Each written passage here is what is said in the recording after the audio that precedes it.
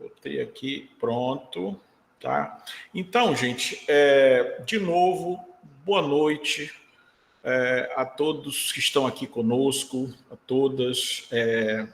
Esse é o nosso primeiro dia do semestre letivo na pós-graduação, semestre 2024-1, tá? Não preciso me apresentar, acho que todo mundo está aqui sabe quem eu sou, já vou poupar esse tempo, tá? Então, assim, como coordenador, né, do nosso programa, do PPG Compro, a gente quer dar as boas-vindas, né, principalmente para os nossos discentes que estão retornando, o pessoal, enfim, tem gente, não sei se vai aparecer todo mundo, né, mas, por exemplo, Meire, que é da turma 1, egressa, está fazendo doutorado, está aqui conosco, né, na outra ponta tem o pessoal da turma 5, que chegou, né, há menos tempo, tá? Então, fico muito feliz da gente estar iniciando esse semestre, nessa reunião. A gente, normalmente, no início do semestre, a gente faz uma programação, uma semana, né, com uma programação mais específica. Hoje a gente vai ter aula magna do professor Marcelo. Amanhã temos uma oficina sobre produtos de comunicação com um egresso nosso, o Miguel Abdala, né? Na quarta temos uma outra palestra mais focada na questão, né, dos movimentos sociais, da reforma agrária, né? Vai acontecer na quarta-feira, e na quinta, para quem já, né, ou para quem está inscrito na minha disciplina, ou quem, enfim, está precisando de hora, né, e vai ter que me escutar, eu faço uma palestra sobre IA nas organizações, é um negócio que eu tenho pesquisado bastante, tenho muito interesse nisso, e a gente vai tocar dessa forma, tá? Sem mais delongas, tá? Eu queria apresentar o nosso palestrante, tá? Da noite de hoje. Ele me mandou, né? Eu peço, né, normalmente para o palestrante, né, mandar uma mini bio. Ele mandou realmente um fragmento do latte dele, né? Então eu vou ler, mas eu sei, né? Quem se der o trabalho sabe que é muito maior do que isso, né? Além do que, né? Como eu falei, né? Um companheiro da rede Jortec, né? É uma pessoa que a gente admira o trabalho há muito tempo, né? Então, o professor Marcelo Trazio é doutor em comunicação social pela Pontifícia Universidade Católica do Rio Grande do Sul, a PUC do Rio Grande do Sul, né? Algumas pessoas daqui do departamento fizeram o seu doutorado lá. Atualmente, ele é professor no programa de pós-graduação em comunicação e na Faculdade de Biblioteconomia e Comunicação da Universidade Federal do Rio Grande do Sul, né? A Federal do Rio Grande do Sul, a URGS, coordenador do Grupo de Pesquisa Jornalismo Digital, Jordi, CNPq, Grupo CNPq, e, como eu já falei, é membro da Rede de Pesquisa Aplicada em Jornalismo, Tecnologia Digital, tem outros companheiros aqui da Jortec, né? Então, bem-vindo a todos e todas. O tema da palestra, né, que a gente, enfim, discutiu com o professor Marcelo, né? Comunicação, desinformação e democracia, tá? O professor Marcelo, né, nos propõe, então, né, discutir, né, essas questões, né? Ele diz, né, que, embora a desinformação possa ter nascido com a linguagem, na era da comunicação em redes digitais, o fenômeno ganha uma escala inédita e traz uma série de desafios para as sociedades democráticas. A comunicação se vê interpelada a oferecer respostas, tanto como área científica, quanto como campo profissional, né? Então, na aula, né, magna que o professor Marcelo, então, vai nos oferecer, né? Ele vai tentar discutir alguns desses caminhos, né? Para pesquisadores, para jornalistas, enfim, para comunicadores, né? Para, principalmente, contribuírem com o combate à desinformação. Então, professor, muito obrigado de novo, tá? Pela sua presença, por ter aceitado o nosso convite, e a palavra é sua, tá? Eu gostaria muito, né? Estou muito feliz em poder assistir a sua fala. Muito obrigado. Obrigado, Márcio, e para mim também é um prazer enorme para participar dessa seu ministrante da aula magna. Vamos ver, uma aula vai ser, vamos ver se ela vai ser magna, espero que sim. E infelizmente eu não tive ainda a chance de conhecer a UFMA, né? Tenho vários amigos por aí, além do Márcio, tenho o pessoal lá no campus de Imperatriz, que até conheci quando andaram aqui em Porto Alegre, a Thaisa, né, o marido dela, cujo nome agora me escapou, infelizmente. E espero conseguir, né? Mas como eu moro em Porto Alegre, acaba que para me deslocar até Maranhão é um pouco difícil às vezes, né? Mas teremos alguma oportunidade, felizmente também, né, a internet nos oferece agora essa chance de a gente poder falar por videoconferência, eu participar de eventos aí, o Márcio de eventos cá, e a Jortec, né, que a gente tem aqui a Rita e outros colegas, ela é uma rede em que a gente vem investindo bastante nisso, afinal, acho que faz sentido para uma rede de tecnologias digitais, né? Então, então é legal poder ter esse contato com vocês. Eu vou tentar trazer aqui, né, entendendo que tem pessoas que, claro, já estão mais para o fim, talvez, né, do seu mestrado, do seu doutorado, tem pesquisadores já formados aqui me assistindo, mas tentar trazer algumas ideias que talvez alguém possa vir a desenvolver durante seu mestrado e que, enfim, de caminhos para pesquisa nesse assunto da desinformação, democracia e comunicação. Se eu conseguir aí sensibilizar uma pessoa, já vou considerar cumprida a minha missão aqui hoje. E, bom, estou jogando em casa, né, e com o Márcio, a Rita, o pessoal da Jortec, então vai ser tranquilo. Eu vou tentar não me estender muito também na minha fala, até para dar uma oportunidade de vocês fazerem perguntas, né? Meu campo é mais... Eu sou professor no curso de jornalismo, então normalmente eu até trato mais do ponto de vista do jornalismo, dessa questão, mas eu vou tentar trazer aqui também alguns aspectos que eu acho que são de interesse para a publicidade, para as relações públicas e para outras áreas da comunicação também. Inclusive, por exemplo, também é um assunto que agora, nesse ano eleitoral, para quem trabalha com campanha política, que eu sei que são muitas pessoas, né, que se formam nos nossos cursos de comunicação, é um assunto que está bastante em voga, especialmente depois que o TSE, alguns dias atrás, proibiu os deepfakes, né? Deepfake é um vídeo produzido, né, usando o rosto e o corpo de uma pessoa, de um político, por exemplo, ou o áudio de um político, de uma pessoa, falando coisas que, né, normalmente são depreciativas, né, trazem malefícios para o alvo de um deepfake. Acho que o caso mais famoso no Brasil é o do Dória, que era candidato lá em São Paulo, e surgiu um suposto vídeo dele em uma orgia sexual que depois se comprovou que era um vídeo forjado. Então, esse é um assunto, né, que está aí no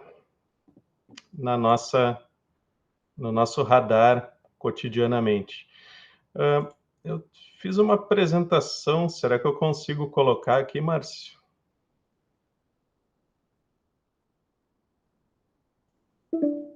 Desculpe. Com certeza, Marcelo. A bolinha, né, com o quadradinho, seta para cima, né? Se por um acaso não conseguir. Veja se você consegue, senão a gente... Isso, pronto, já está entrando. Agora só para passar para o modo de apresentação, mas já estou vendo aqui a sua apresentação. Tá? Um PowerPoint, né? Sei lá. Isso. É do Google, né? Google, é isso, pronto. Pronto, perfeito, já está. Para mim, tranquilo aqui. Beleza. Então, pessoal, o que a gente viu nos últimos anos, né, como sociedade, nos traumatizou um pouco para a questão da desinformação. Então, se a gente pegar desde o início, já vem desde antes isso como um problema considerado assim um risco para a democracia, mas aqui para nós no Brasil, acho que a pandemia de Covid foi um dos principais momentos em que a desinformação como algo com efeitos sociais deletérios veio à nossa consciência. Eu trouxe aqui uma foto, por exemplo, pessoal tomando a temperatura no pulso, com um termômetro que foi projetado para tomar temperatura na testa, mas que circularam vários boatos, né? Afirmando que esse termômetro infravermelho que ele emite poderia causar câncer, é o que, assim, do ponto de vista da física, é totalmente impossível. Mas foi um boato que ganhou muita força, inclusive, né, centros de saúde começaram a usar esse termômetro dessa maneira equivocada, né, pela maneira como isso se espalhou e foi aceito até por pessoas assim com uma boa formação. Então, para mim, pelo menos, essa fake news do termômetro foi uma das que mais impactou, porque era realmente algo assim, com muito pouco sentido, né? E que, no fim das contas, até trouxe alguns prejuízos, porque se a gente toma essa temperatura no pulso, obviamente não vai... Se a pessoa está com uma febre, talvez não pegava, e muita gente com Covid ou outras doenças pode ter passado por essa triagem, né? E mais recentemente, nós tivemos o 8 de janeiro, trouxe a foto da Gabriela Biló, da Folha Press, que acho que representa muito bem aquele momento. Então, todo mundo aqui deve ter, com certeza, acompanhou, né, os resultados que uma campanha de desinformação que se estendeu ao longo de vários anos trouxe para nossa e simbolizou, né, esse ataque à democracia que a desinformação é capaz de fazer. E claro que não foi só a desinformação, né? Nós tivemos aí outras questões políticas envolvidas, outros movimentos, inclusive econômicos também, que contribuíram para isso. Mas um dos principais fatores para essa ocorrência, essa tentativa de golpe de Estado pela qual a gente passou e que, felizmente, né, não teve nem próxima de algum sucesso, eu acho,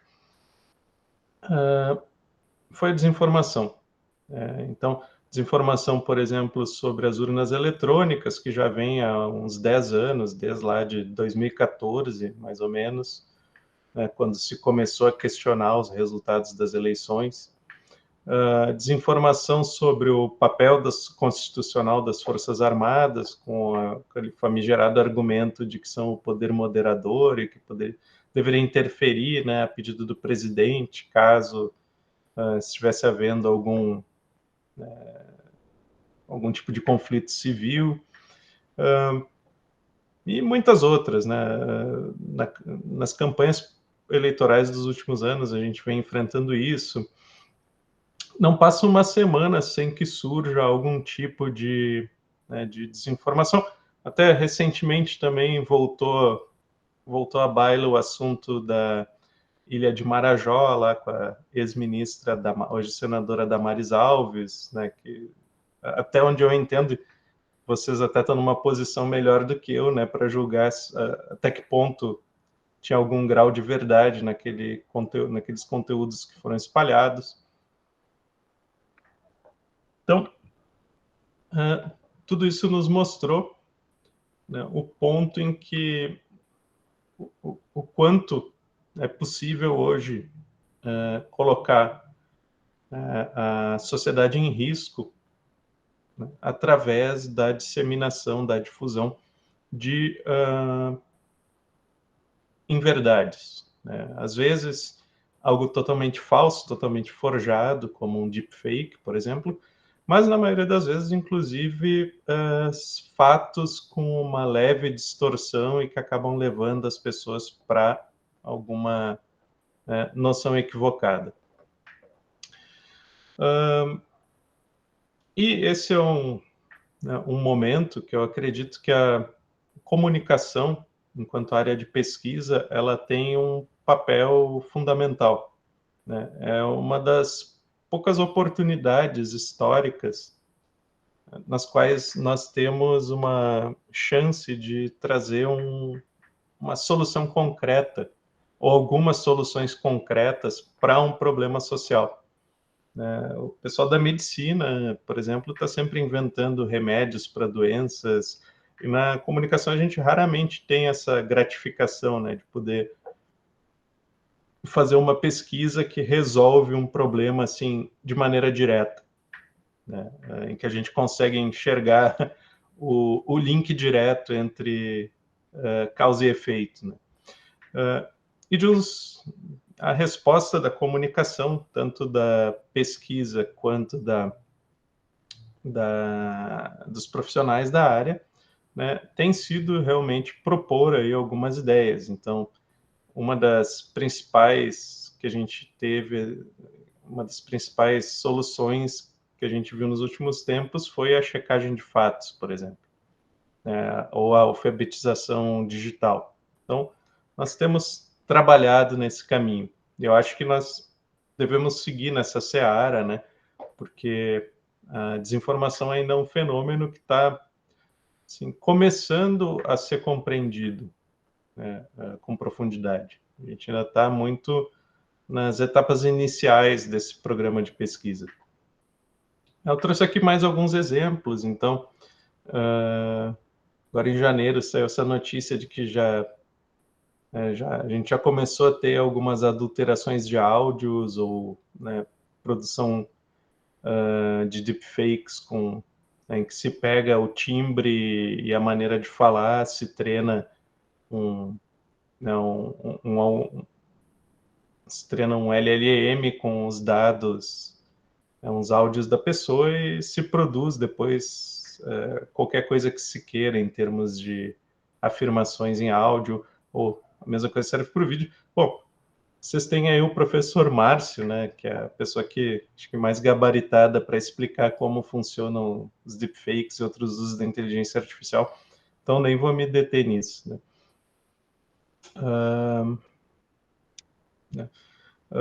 Essa notícia que saiu há poucos dias atrás também trouxe aqui para vocês. Depois eu posso compartilhar essa apresentação, né, que tem os links.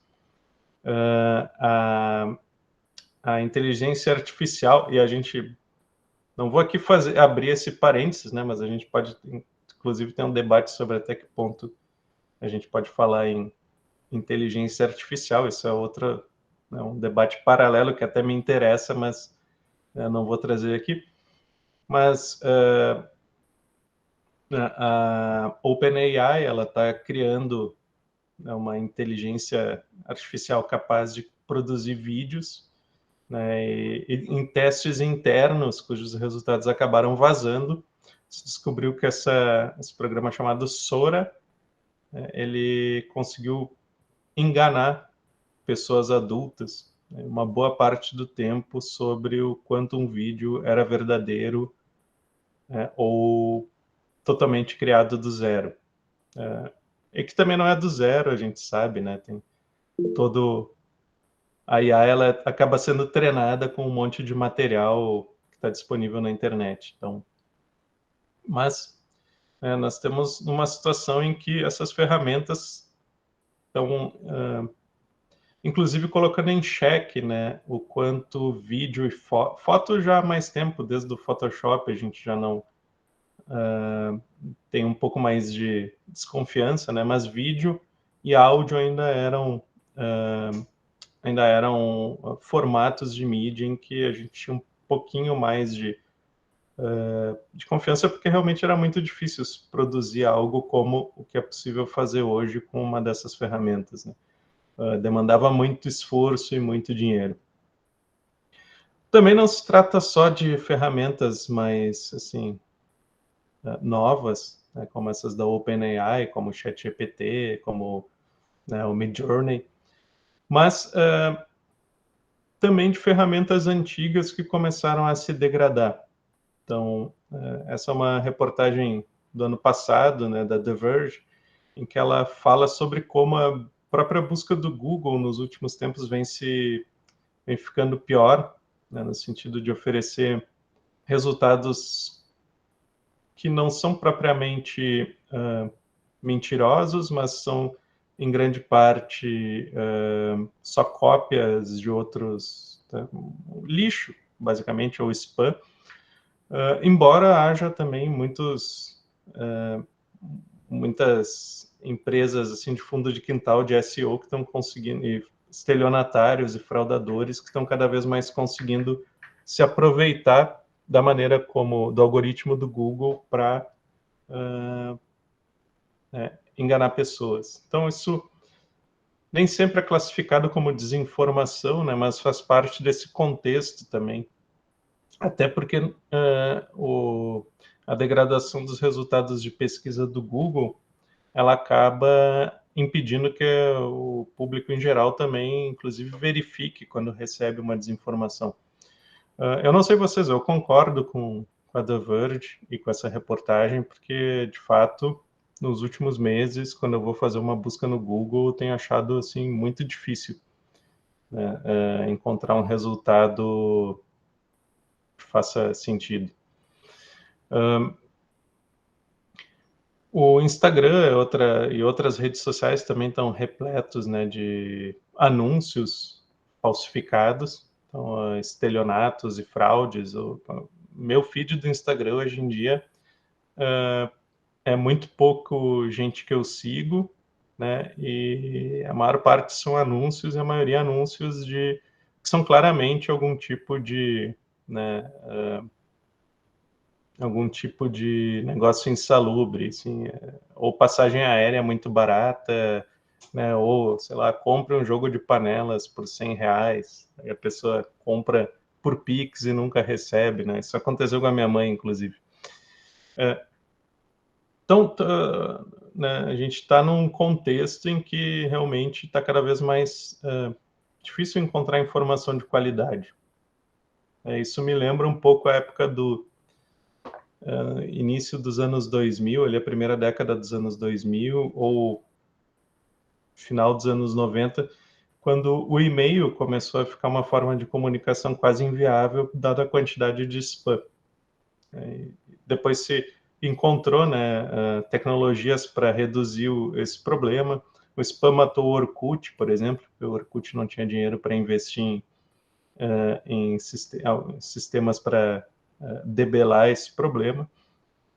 Acho que hoje a gente talvez esteja assim num ponto muito parecido com anos 2004, 2005, nesse sentido de que a gente está num momento em que a internet está se afastando daquele ideal inicial de ser a grande biblioteca da humanidade, né, o lugar, a ágora digital, onde a gente ia debater as grandes questões e ter acesso a toda a informação.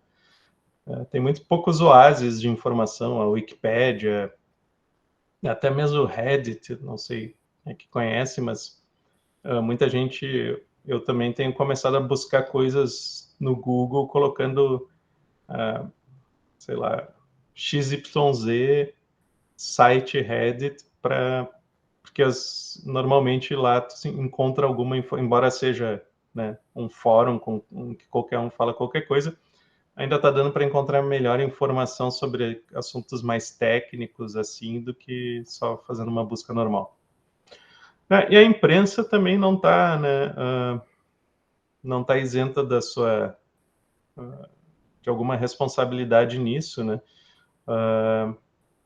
Agora, no final de fevereiro, o Aos Fatos denunciou que a editora Abril, né, tinha um site para grávidas e que começou a usar inteligência artificial, né, criar conteúdo assim, com muitos erros factuais, inclusive. E também, eu acho que foi em janeiro ou fevereiro, eles lançaram uma capa, né, veio com uma capa cuja ilustração foi criada por um Midjourney da vida, ou por um DALL-E, e que tinha um homem na capa com 6 dedos em uma mão. Então, assim, usaram IA e não se deram o trabalho de fazer o mínimo de checagem, né? O interessante é que no caso da Abril, né, a Abril já era famosa por um dos principais casos de desinformação na imprensa. Acho que foi nos anos 90, eles publicaram uma suposta reportagem sobre o boi mate, né, que teria sido cientistas da Universidade de Bolonha teriam conseguido combinar o DNA do gado com o DNA do tomate para produzir uma carne que já vinha com gosto de bolonhesa. E, obviamente, isso era mentira, né? Acho até que era uma pegadinha de 1º de abril da agência de notícias que circulou isso. Mas a Veja publicou, e na época a Veja era uma revista impressa com 1 milhão de exemplares, né, mais ou menos. Então também, né, desinformação ela não é algo novo. Essa é uma questão que a gente costuma debater, né, bastante quando a gente vai falar sobre esse assunto. A desinformação, como o Márcio comentou ali na introdução, né, para a minha palestra, ela vem desde que a linguagem foi inventada, né? A grande questão é que com a internet ela acaba tomando um caráter muito diferente, né? Porque a possibilidade de eu difundir um conteúdo, né, como esse do Boi Mate aqui, voltando um pouquinho, nos anos 80, 90, tudo bem, a Veja espalhou isso para 1 milhão de pessoas, digamos que mais uns... Cada revista foi lida por outras 5, seriam 5 milhões de pessoas. Como é algo que gerou um disse-me-disse, talvez tenha chegado a uns 20 milhões, né? Mas era limitado e era muito caro distribuir uma desinformação. Então, se eu quisesse produzir um panfleto, né, antigamente, falando mentira sobre um candidato a prefeito, por exemplo, eu teria que ir numa gráfica, pagar um monte de dinheiro, arranjar gente para distribuir, isso ia levar tempo, correr o risco ainda de ir para a cadeia, né, por infringir a lei eleitoral. Mas, com a internet, todo esse custo de produção e de transação, ou seja, o custo do material, né, o papel ou câmeras, ou um estúdio de TV, tudo mais, esse custo, né, tende ao zero por causa da convergência, né, das mídias dentro do computador e do celular. E o custo de transação, o custo logístico de distribuir a desinformação, ele também vai tender cada vez mais ao zero. Então, hoje, né, o site da revista Veja, ele tem potencialmente, ele poderia chegar a todos os computadores conectados à internet. A gente sabe que isso não acontece, né, por vários efeitos, pelo modo emergente, como a internet funciona, como a difusão de informação funciona, mas, em tese, nada, na tecnologia, nada impediria, né, a capa feita no Midjourney ou essas notícias produzidas com erros factuais por uma inteligência artificial, de chegar até, né, uma pessoa na China, uma pessoa na Austrália, sobretudo porque hoje em dia também, como tem uma produção muito grande de sites fajutos que só pegam conteúdo, né, e traduzem, por exemplo, né, no ChatGPT e republicam, acho que as chances aumentam bastante de alguma matéria que a Veja publicou com erros ser traduzida para a língua da Indonésia e circular lá pela Indonésia e gerar o caos. Até ano passado, por exemplo, saiu uma matéria no Globo, dizendo que no Globo, na editoria de ciência, falando que o arroz podia trazer problemas de saúde, né? E eu fui atrás, porque eu pensei, não, é possível isso, né?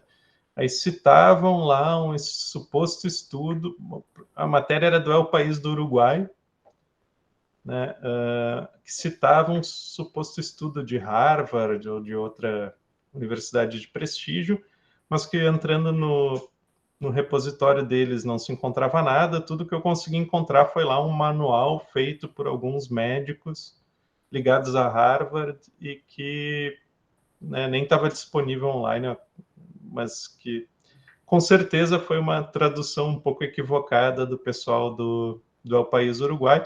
Acabou sendo traduzido vindo para o Brasil, onde criou um monte de né, dúvida nas pessoas que tiveram contato com isso nas redes sociais a respeito do arroz. E, claro, aqui no Brasil muita gente questionou porque o arroz é um alimento que faz parte da nossa cultura, né? Ao contrário do Uruguai, onde se come pouco arroz. Então, também, a gente não comprou tanto essa ideia, teve uma reação a isso online, mas algumas pessoas podem, de fato, ter deixado de comer arroz ou levar, né, ficado assim, ansiosas com essa questão, por causa de uma tradução infeliz que o Globo fez de uma matéria de outro jornal. Se vocês quiserem, eu trouxe aqui 2 livros que eu recomendo bastante para entender o contexto mais geral da desinformação e o que gera esses efeitos hoje em dia, né, que podem fazer com que um conteúdo amplifica e potencializa muito a difusão desse tipo de conteúdo, que é um livro mais recente, o Máquina do Caos, do Max Fischer, e o 10 Argumentos para você deletar agora suas redes sociais, do Jaron Lanier, que é um livro que já tem uns 10 anos quase. E o Jaron Lanier, esse cara é um filósofo e inventor, ele inventou, né, um dos principais pesquisadores da área de realidade virtual. Então, é alguém que tem, assim, acompanha bastante a produção dele em livros e recomendo muito que leiam. Em grande parte, né, o problema, esse contexto no qual a gente está, ele tem a ver, então, com né, as redes sociais. Por quê? Porque elas criam seus algoritmos que oferecem conteúdo e disponibilizam conteúdo e potencializam, né, posts e imagens e vídeos que conseguem gerar algum tipo de reação forte, né, de quem está, dos usuários, porque esses algoritmos, como eles funcionam, né, o programador vai lá e, assim, simplificando bem, né, vai lá e diz, descubra qual é o tipo de postagem que mais gera engajamento, né, e recomende para as pessoas esse tipo de postagem para a gente aumentar nosso engajamento e a permanência do usuário no site. Então, só que o algoritmo ele não tem ética ou moral, né? Inclusive, ele muitas vezes vai incorporar os próprios vieses, né, do ser humano, os preconceitos do ser humano. Então, mas ele não é capaz de fazer uma avaliação, né, ética e para falar a verdade, não é nem capaz de compreender o que ele está recomendando, assim, em termos de significado, né? Ele se baseia em estatística. Então, o que gera mais engajamento é o quê? É a raiva, o nojo, essas emoções mais básicas, né? E com isso, o que aconteceu? As redes sociais acabaram cada vez mais levando as pessoas a consumirem o que a gente pode chamar de conteúdo extremista, né? Conteúdo que gera esse tipo de reação. Então, o YouTube, por exemplo, eu não uso muito o YouTube, porque toda vez que eu entro no YouTube eu assisto 1 ou 2 vídeos e no terceiro ele já está me recomendando alguma coisa do Olavo de Carvalho, né, algo assim. Então, é muito fácil ver o quanto esses algoritmos eles nos levam assim em 2 ou 3 passos para algo totalmente né, afastado assim da sensatez e né, do senso comum e da racionalidade, que é o que a gente espera, né, que as pessoas possam exercer na democracia. Mas, enfim, ponderando, né, um pouco esse contexto também, tem o Brendan Nehan e o Jason Heifler, são 2 pesquisadores que eu acompanho bastante, eles são da ciência política, mas trabalham com desinformação já há muito tempo, né, e eles fazem muita pesquisas tentando mensurar o impacto realmente que esse fenômeno tem. Então, em 2020, eles fizeram uma pesquisa sobre as eleições de 2016, quando Trump se elegeu, e muita gente atribuiu as fake news, essa eleição do Trump, mas eles, analisando o Facebook, né, acabaram descobrindo que só metade dos americanos, né, foi exposta a algum tipo de desinformação, né, e que o conteúdo falsificado não passou de 5% da dieta, né. Mas que alguns leitores de notícias falsificadas, eles costumavam ser pessoas que já tinham crenças fortes, né, eram muito republicanos ou muito democratas. Então, talvez a influência, né, da desinformação nas eleições ela seja um pouco menor do que a gente costuma pensar, né, quando a gente enxerga todos esses eventos que eu trouxe ali para vocês no início. Não que não seja algo que com que a gente deva se preocupar, né, e principalmente com que o TSE e outras instâncias, né, do Estado brasileiro devam se preocupar, mas não é assim talvez o apocalipse, né? Bom, e queria trazer para vocês também assim alguns conceitos, né, do que é então a desinformação, do que a gente está falando, né? Se eu tivesse um semestre, eu talvez começasse a discutir com vocês primeiro o que é informação, para depois a gente debater o que é desinformação. Mas desinformação na pesquisa aqui no Brasil, né, normalmente a gente vai entender na linha desses três autores, que são também os três trabalhos, né, que são os mais citados, que é da Claire Wardle e do Hossein Drakhshan, falam em distúrbio informacional ou desordem informacional, o Alcott e Gentzkow, que são da área da economia, e o Tandok, Lin e Ling, né, que também fizeram um mapeamento de como desinformação estava sendo entendida pela pesquisa acadêmica. Basicamente, são o quê? São informações deliberadamente produzidas para enganar alguém. Então, a desinformação, ela não é só algo que alguém entendeu errado e espalhou, né? Não. É algum tipo de conteúdo que foi produzido no intuito, né, de enganar. Claro que isso cria um problema para quem está fazendo pesquisa, porque, né, identificar, observar a intencionalidade na comunicação é muito difícil, porque a gente só tem o produto, a mensagem, a gente não tem acesso, muitas vezes nem sabe quem foi que produziu, então não dá para fazer necessariamente uma análise do discurso, e muito menos vai ter acesso ao que aquela pessoa estava pensando, né? Então, é um pouco complicada, assim, essa definição, mas é a mais comum, assim.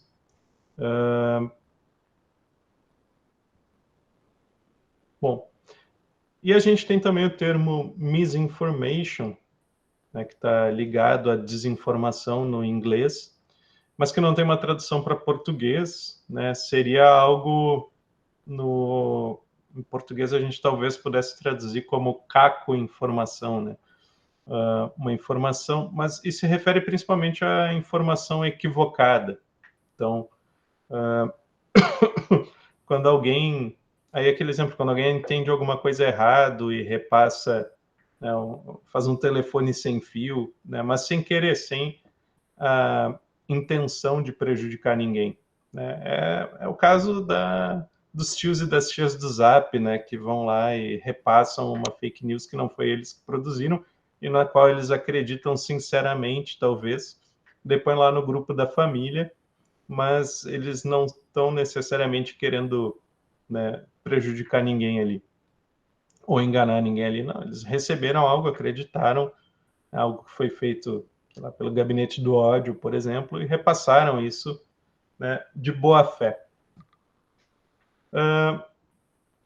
A Thorson, Shebel e Soufel, né, vão usar o Habermas para fazer essa diferenciação. Então, informação seria um dado ou fato sobre o qual há consenso social. E aqui a gente, quando vai falar em desinformação, a gente pensa, desinformação é algo que não é verdadeiro. Bom, mas na comunicação, como você sabe, a gente tem toda uma discussão sobre verdade, né? normalmente a gente aqui não vai estar falando da verdade do ponto de vista, né, filosófico mais estrito, né, do acesso à realidade, né, de fato. A gente está falando da verdade assim, socialmente operacional. Então, aquele que o Habermas vai chamar de consenso social sobre um fato. Realmente houve o Holocausto na Segunda Guerra, os alemães todos concordam que isso aconteceu, ou a maioria, a sociedade em geral concorda, então isso é uma informação. Então, a caco-informação, misinformation, para ele seria algo que ainda não tem consenso social a respeito, né? E a desinformação, então, é caracterizada pela má-fé. Também recomendo bastante esse livro, Misinformation and Mass Audiences, que tem uma série de artigos muito interessantes. E quais são os tipos de desinformação, então, que a gente vai ter? A sátira ou paródia seria mais uma misinformation, né? Que às vezes alguém pode pegar um site, já acontece com alguma frequência, né? De alguém pegar um site de paródia e levar a sério, né? Então pega lá como é que era? Esqueci o nome agora, tinha um site brasileiro que era famoso de paródia.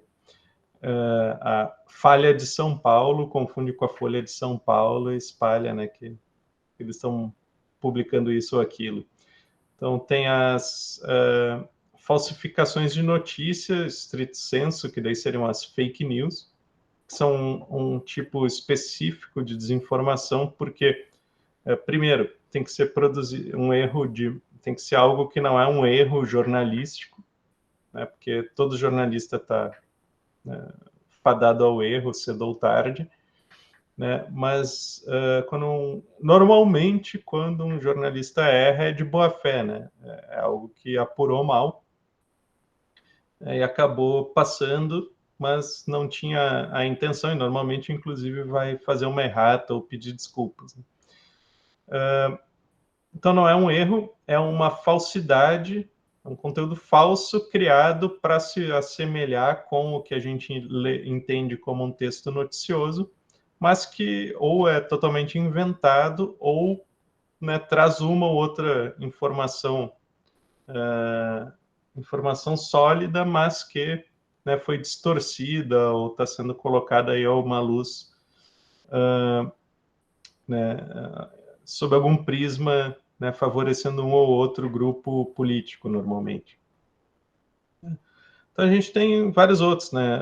Conteúdo manipulado, falso contexto, por exemplo, pegar uma notícia antiga de 5 anos atrás e republicar, compartilhar ela como se fosse algo recente, né? Manipular fotos, a gente viu agora, nos últimos dias, tem essa polêmica da foto manipulada da Kate Middleton, né? Que aparentemente desapareceu, ninguém sabe onde está.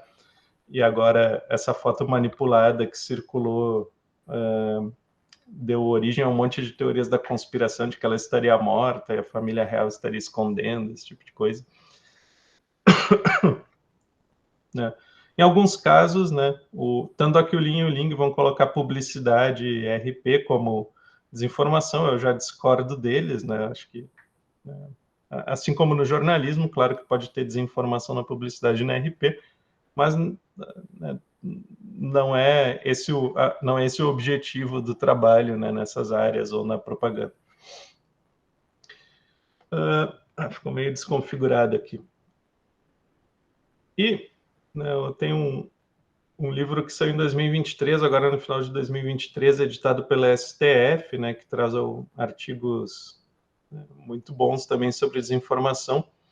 E tem um da Rosa Weber, né, em que ela vai dizer que o núcleo essencial e irredutível do direito fundamental à liberdade de expressão do pensamento compreende não só os direitos de se manifestar, de informar, de ter e emitir opiniões, de fazer críticas, como também de estar genuinamente errado. Compreende o direito de ter acesso a informações confiáveis e não ser excessivamente exposto a tentativas de manipulação do pensamento. Então, o que ela diz nesse artigo em que ela avalia, né, o trabalho do STF no combate à desinformação? Ela vai dizer que a gente tem o direito à liberdade de expressão, né, que é um argumento que normalmente quem é alvo desses, né, de alguma medida jurídica para combater a desinformação usa como argumento. Não, veja bem, estão cerceando minha liberdade de expressão. Então, a Rosa Weber ela vai contrapor que a gente tem também o direito à informação, né, não só o direito à liberdade, à manifestação do pensamento. E o direito à informação implica que a gente viva em um contexto social no qual a gente possa ter acesso à informação, a notícias, por exemplo, que são confiáveis, né, que são de qualidade. E que a situação atual, no qual as plataformas de redes sociais, por exemplo, permitem a circulação sem nenhum tipo de limite de conteúdo, né, sem nenhum lastro na realidade, acaba infringindo, então, esse direito à informação. Então, claro que ela está argumentando, né, sobre os motivos, né, pelos quais o STF, na visão dela, tem o dever e o direito, né, e o poder, né, de interferir sobre a liberdade de expressão. E isso tem gerado, né, como vocês sabem, um grande debate nacional, porque até mesmo pessoas que são, né, contrárias né, aos principais produtores de desinformação, então pessoas, né, contrárias ao bolsonarismo, críticos do bolsonarismo, por exemplo, elas se mostram preocupadas, né, com uma eventual infração, violação do direito à manifestação do pensamento livre. Eu mesmo, né, acabei não colocando na biografia que eu mandei para o Márcio, mas eu fui presidente da Associação Brasileira de Jornalismo Investigativo entre 2020 e 2021, e eu mesmo assinei muitas notas, né, de repúdio, lamentando situações em que o judiciário interferiu sobre a liberdade de imprensa. Então, a Abrage é uma entidade, por exemplo, que normalmente vai ser um pouco mais receosa em relação a, né, conceder ao judiciário poderes para definir o que é e o que não é verdade, o que é e o que não é desinformação. Porém, né, ao longo dos últimos anos e assistindo a tudo que se passou desde então, minha opinião começou a, né, mudar um pouco a respeito disso. Eu comecei a concordar cada vez mais aqui com o que diz a Rosa Weber, né? E também com quem critica um pouco essa visão que a gente tem que está nesse debate, que é uma visão que é um pouco importada dos Estados Unidos, na minha opinião. Que lá existe a primeira emenda da Constituição, que diz que o Congresso não pode legislar a respeito, né, limitar por lei a liberdade de expressão. E no Brasil a gente não tem nada disso na nossa Constituição, né? Mas já encontrei, inclusive, pessoas na internet que acham que a primeira emenda da Constituição americana existe aqui no Brasil, né? Ou que a Constituição americana vale de alguma maneira aqui. Mas não tem nada disso, né? Essa primeira emenda ela se baseia nessa noção de mercado de ideias que é constitutiva do iluminismo, né? E principalmente do liberalismo político, segundo a qual, numa sociedade, né, a gente deve não pecar pelo excesso e pecar pela, né, liberalidade em termos de expressão do pensamento, porque o risco de se tentar limitar a expressão de pensamento é muito maior para a democracia do que o risco de deixar a coisa correr solta, né? Só que o John Stuart Mills, quando escreveu isso, ele estava no século XIX. ou 18, não, século 18, né? Mal não existia nem TV nem rádio e muito menos se sonhava com algo como a internet. E como eu falei antes, a internet, ela, né, pela sua estrutura e pela maneira como a informação circula nesse tipo de rede, que não é uma rede centralizada, o jogo muda completamente. Então, a gente não pode tratar da mesma maneira que a gente tratava o jornal, o rádio e a TV, né? A gente tem que pensar em outras maneiras de abordar a desinformação. E além do mais, né, se a gente for usar a metáfora do mercado de ideias, o que quer dizer essa metáfora? Que as pessoas vão ir lá na esfera pública, cada um vai colocar suas ideias, algumas ideias vão ser imbecis, outras ideias vão ser muito boas, essas ideias ali vão entrar em disputa e no fim as melhores vão prevalecer e as ideias falsas ou equivocadas vão ir para o lixo da história. Só que assim, eu pessoalmente, né, como pesquisador, acho que nem existe mercado de ideias, que isso, né, é uma metáfora que não se sustenta, mas mesmo que existisse, a gente tem que lembrar, né, que todo mercado ele sofre algum tipo de regulação. Então, o mercado de ideias talvez também merecesse um pouco de intervenção estatal em algumas situações, e daí eu sigo aí o pontinho Servan, que estão na tela, né, com uma citação, que dizem que as falhas em um mercado livre podem justificar a intervenção do Estado para promover, pelo menos temporariamente, as virtudes adequadas e os resultados distributivos pretendidos. O mercado de ideias também pode estar sujeito à intervenção quando a situação não permitir mais os resultados deliberativos pretendidos apenas por meio de agentes autorreguladores. Então, tendo em vista tudo isso, né, eu trouxe aqui algumas ideias sobre o que é um programa de pesquisa, o que a gente poderia estar pesquisando na comunicação e que algumas pessoas de fato estão, né. E embora a desinformação normalmente, né, ela seja muito focada, como eu disse, no jornalismo, porque acaba que o jornalismo é quem mais responde, ela também traz implicações muito sérias para publicidade, para relações públicas, né, porque frequentemente empresas são alvo de desinformação. Então, como eu mostrei ali o Google, né, ou as fraudes, estelionatos no Instagram, normalmente esses colocam em xeque empresas. Então, põe lá um número 0800 que não é o da Gol ou da Azul e a pessoa liga e são golpistas que fazem ela pagar um dinheiro achando que ela está alterando um voo, ou coloca um anúncio no Instagram dizendo que são panelas da Le Creuset e a pessoa compra e chegam umas panelas que são falsificadas e a pessoa vai começar a achar que a marca, né, é de má qualidade. Eu mencionei antes ali o Jason Heifler, né, que trabalha com Brendan Nehan, e ele veio para um congresso no Brasil certa vez, eu acompanhei ele, quem patrocinou a vinda dele foi o Itaú, eu acompanhei ele até uma palestra que ele foi dar para os executivos do Itaú, né? E por que o Itaú pagou para ele vir da Inglaterra, né, falar num congresso aqui de jornalistas?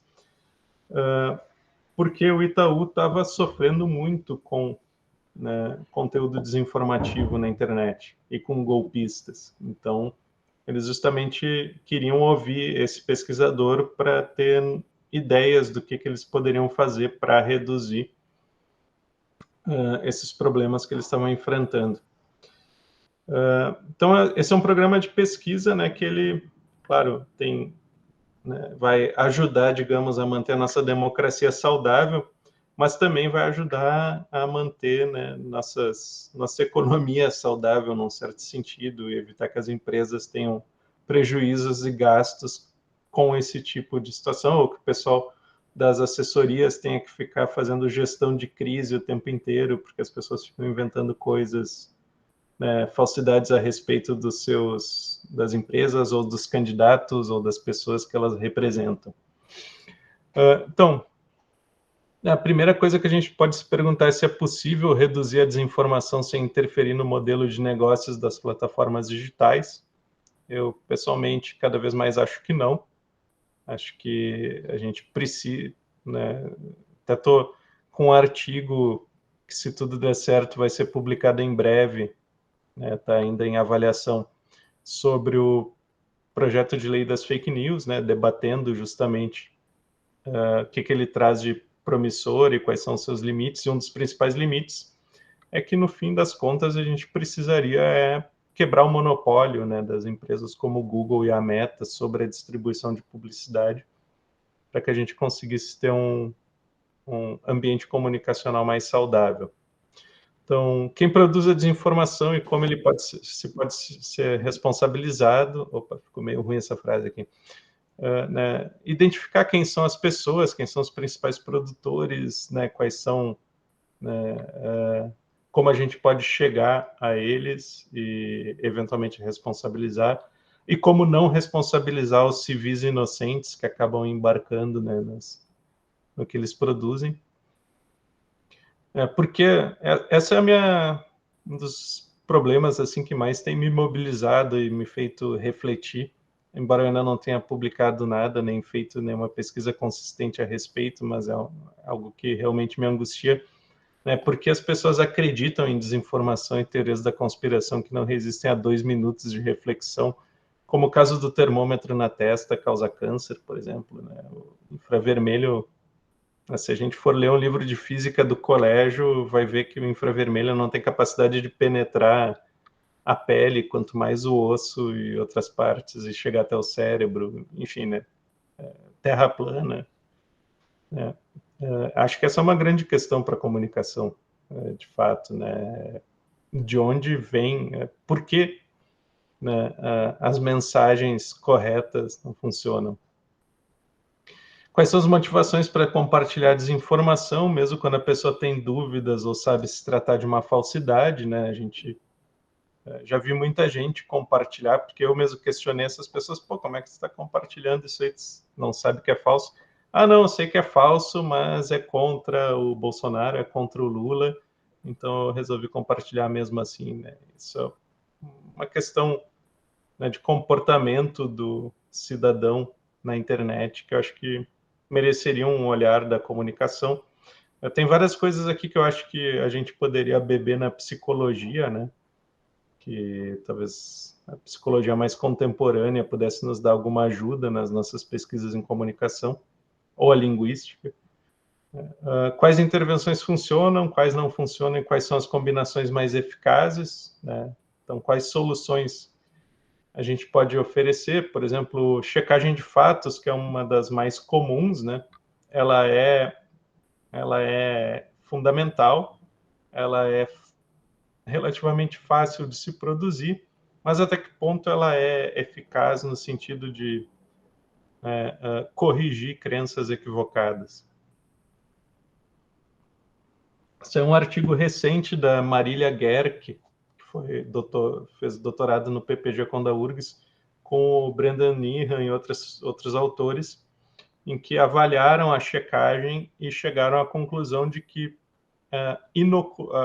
vacinação informacional, ou seja, dizer, tem eleições agora em 2022 para prefeito, vão circular notícias questionando as urnas e o sistema eleitoral, mas isso já foi provado, já foi, né, desbaratado e tal. Então, falar antes das pessoas, né, vacinar as pessoas para desinformação que a gente sabe que vai vir, funciona bem melhor do que tentar checar a posteriori, né? E outra questão, né, acho importante, é como a academia pode restaurar a credibilidade da ciência. Então, como a divulgação científica ou a comunicação científica podem fazer com que as pessoas voltem, né, a acreditar na produção, nos pesquisadores, nos cientistas. Então, pessoal, era isso. Eu trouxe aqui alguns princípios básicos e essas provocações agora no final. Aqui tem a bibliografia, depois eu posso eu passo para o Márcio para ele compartilhar essa apresentação com vocês. E agora estou aberto aí a perguntas que vocês possam ter. Professor Marcelo, em primeiro lugar, muito obrigado, né, pela sua aula, né? Para mim, eu considero, né, que foi uma aula magna, foi uma aula interessante, de um tema importante, tá? Então, a gente vai abrir para perguntas, né? Eu pedi para o Marcelo, né? Justamente eu disse a ele que a gente ia começar no horário, né? Ele também cumpriu, né? À risca o tempo, né? Combinado, tá? E a gente abre o professor Carlos já tem, acho que já levantou a mãozinha, tá? Eu tenho, né? Você vem falar de desinformação, então é um tema, né? Todo mundo. E esse ano acho que é um ano importante para falar de desinformação. Mas vamos lá, professor Carlos. Boa noite, Marcelo. De novamente um prazer ouvir as suas falas. Tu estava falando, eu lembrei de duas situações que eu só queria saber assim, o que tu considera, acho que em qual daqueles níveis de desinformação que entra.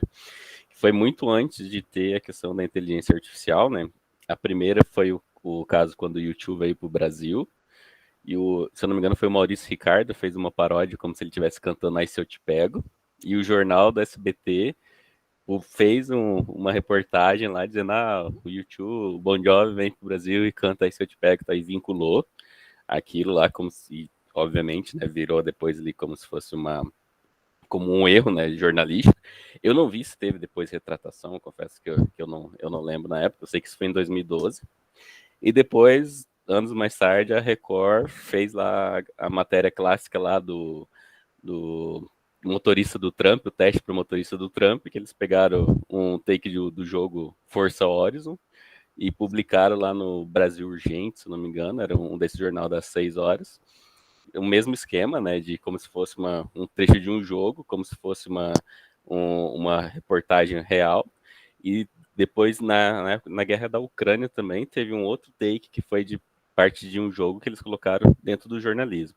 Então, nesse caso, foram veículos puramente jornalísticos, né? Então não tinha essa intenção, por exemplo, de espalhar uma fake news. Eles estavam realmente colocar aquilo como um material jornalístico.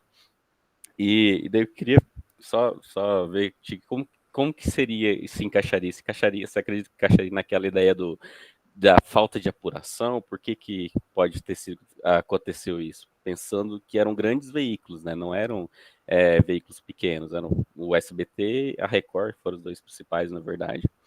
E inclusive, em alguns casos que a gente vê muito hoje em dia, né? Quando passa no jornal, normalmente o pessoal coloca no YouTube de sacanagem assim mesmo, veja o que tal pessoa falou, mas tipo, canais de comédia fazem isso de proposital. E os veículos jornalísticos veem só aquele título e jogam lá como se aquilo fosse real. Então, devido a muita questão do imediatismo. E nessa época não era isso que aconteceu. Né? Tirando o Maurício Ricardo, que ele tinha o canal lá do Charles.com, que era exclusivo para comédia, e ele fez isso propositalmente também. E ele depois se pronunciou, inclusive, né, que tinha sido, que o SBT, ele até colocou, o SBT esqueceu de me dar os créditos porque a narração era minha. Tipo, ele fez uma piada em cima do fato, né. O jornal do SBT não me deu os créditos, mas aquela narração era minha. Isso me lembrou muito que eram situações no jornalismo que já acontecia muito antes da inteligência artificial, né. Então, acho que hoje a inteligência artificial, ela potencializa para nós jornalistas aumentou a nossa dificuldade. Como que a gente vai filtrar isso? Né? Dados essas fotografias cada vez mais estudando inteligência, agora a Sora aí com o vídeo também. Então era mais nessas duas situações, assim, como que você considera essa questão desses erros de interpretação, vamos colocar assim, numa época em que já não existia inteligência artificial, que hoje está potencializando muito, de uma forma muito mais eficaz, infelizmente, para nós jornalistas, né? Então, obrigado pela pergunta, Carlos. Acho que tem aí dois tipos de erros diferentes, né? O da Ucrânia, por exemplo, acho que foi até o Jornal Nacional que depois se retratou, né? No caso da Ucrânia, eles receberam da Reuters a matéria, então eles não teriam muito como fazer uma apuração independente, né? E normalmente a gente, dentro de uma redação, vai confiar na Reuters, na AFP, nessas agências mais famosas, até porque realmente não ser que tu mande um jornalista para lá, não tem muita alternativa. Daí eles pediram desculpas, ok, um erro, assim, acho que bastante aceitável, até acho que eles assumiram mais do que deveriam, assim, nesse caso da Ucrânia. Já nas outras situações, aí é o tipo aí realmente é um erro de apuração, porque seria muito fácil, né, fazer, eu acho que uma verificação de se realmente o cara cantou, né, teve aquele vídeo do sujeito cantando, ou se realmente essas coisas circulam em rede social, daí o mínimo que um repórter precisa fazer é ir lá e tentar fazer né, e no caso do YouTube, provavelmente podia levantar o telefone e ligar para um assessor e descobrir, né? Então, não era assim tão difícil. Mas aí entra dentro da questão da precarização, né? O pessoal fazendo aí, trabalhando muito, enfim, no momento em que tu precariza a redação, tu tá sujeito a repetir esse tipo de erro, né? Acho que é diferente do caso da Veja com a IA, né, que foi descoberto agora, que daí realmente é algo que, assim, é uma infração ética, até na minha opinião, porque, inclusive, criaram o nome de uma repórter falsa que estaria assinando essas matérias. Então, nesse caso, aí a gente tem uma mentira de má fé, né, na minha opinião. Claro, daqui a pouco surge aí alguma informação que muda esse cenário, mas eu acho meio difícil. Mas essas situações que tu trouxe, elas mostram também outra coisa importante, né? Que a gente está com esse pânico dos deepfakes, mas na verdade é muito mais barato e mais fácil usar tecnologia, baixa tecnologia para fazer esse tipo. E é tão eficiente quanto, né? Eu pegar lá uma matéria, um texto e botar o logotipo do G1 e compartilhar no WhatsApp, dizendo qualquer coisa, é muito mais simples do que fazer um deepfake lá, treinar um LLM para fazer a cara do prefeito de Porto Alegre. Acho que esse tipo de coisa, deepfake, é mais acho que a gente vai ver assim, mais gurizada brincando e querendo aprender a fazer, assim, do que alguém realmente, né, botando a mão no bolso para... Porque eu, assim, se eu fosse, né, digamos, do gabinete do ódio ou algo parecido, eu adotaria essas tecnologias mais, né, mais baratas e rápidas, até porque o deepfake ele vai atrair muita atenção, né? E a chance de tu receber uma visita da Polícia Federal vai ser bem mais alta, né? Claro, espero não estar errado assim nessa minha avaliação. E aí eu acho que tem outra coisa que é, né, no que isso se... Aí, os jornalistas falharam, né, no caso... não no caso do Ucrânia, nos outros dois, falharam principalmente no quê? Em ter um pouquinho de, sabe, filtro e senso crítico. Para pensar, não, peraí, realmente o YouTube ia cantar essa música, sabe? Até porque essas coisas de fazer, né, botar uma música sincronizada com um vídeo é algo que no YouTube a gente tem já o quê? Mais de uma década as pessoas fazendo, né? Então, e acho que para o cidadão em geral também o grande problema é esse, né? Como fazer com que as pessoas recebam um conteúdo e consigam parar e pensar, não, peraí, só um pouquinho. Isso aqui, será que isso aqui pode realmente... Eu lembro um que eu adorava, que era, na época, acho que 2014 ainda, que tem um exército de haitianos na Amazônia, 20 mil haitianos, e se a Dilma perder, eles vão tomar Brasília. Primeiro que essas pessoas nunca andaram pela Amazônia, né? Como é que tu vai movimentar, alimentar 20 mil pessoas, né, que não são treinadas ainda? E se elas querem chegar em Brasília, o que elas estão fazendo na Amazônia, né? É mais fácil descer ali sei lá, em Fortaleza ou em Teresina ou no Piauí lá e descer até Brasília do que vir pela Amazônia, eu acho. Enfim, Então, é isso, assim, eu acho que uma das questões que eu, né, se possível, na minha carreira de pesquisador, gostaria de responder é, bom, como a gente faz, né, para as pessoas. Existem técnicas de comunicação, né, que fazem isso, e que até algumas redes sociais experimentaram com elas, né, como o Twitter, né, uma época tu ia compartilhar sem ler uma matéria, ele colocar, tu não quer ler isso antes de compartilhar, né, ou você tem certeza que esse conteúdo deve fazer uns...